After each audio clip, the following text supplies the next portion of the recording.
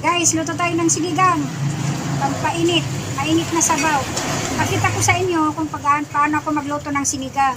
Dito kasi sa amin, ang pagluto ng sinigang, may gabi siya. Ganito siya guys, oh. Itong gabi na to nalaga na. Ngayon, dudurugin ko na lang siya dito sa sabaw guys. Ganyan na siya, oh. Para ma-mix ang lasa niya dito sa sabaw ng sinigang. Ganito sa amin ang version ng sinigang. Hindi kagaya sa Tagalog na basta sabaw lang, lagyan ng ano, okay na. Dito, hindi. Ganyan, may gabi siya guys. Durugin lang natin tong gabi. Hindi madurog.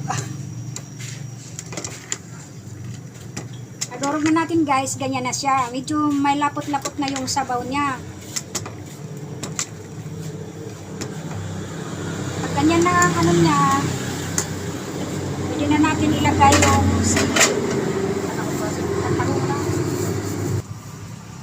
lagay natin to guys, sili, pampalasa sa sinigang.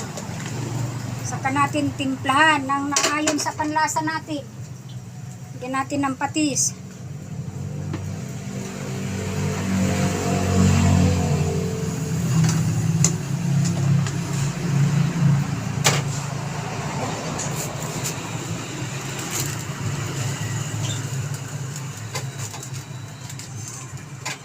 Isang kilo siya guys, isang supot na ganito na pang-asim.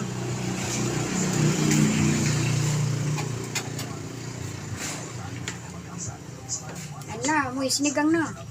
Nangangawi na. Tayo muna muna. Pakuluin natin ang pakuluin. Mamaya, tingnan natin kung ito na. Pan muna natin. Tingnan nyo guys, oh, ganito na yung sabaw niya. Medyo kwan siya, oh. Medyo malapot-lapot ng konti dahil doon sa gabi. Ito na siya at siya nakatimpla na. Lagay na natin yung panghuli. Simpleng sinigang lang to guys. Subukan nyo guys, masarap po.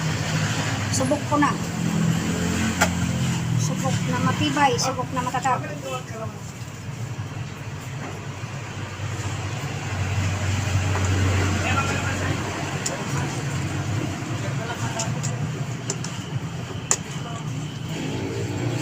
Lutuin lang natin yung kangkong. Takpan muna natin. Ito guys, buksan na natin. Ayan na, luto na. Ito na yung gulay. Ganito siya guys, oh.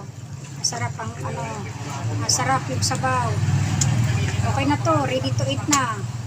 Try nyo guys. Kain na tayo.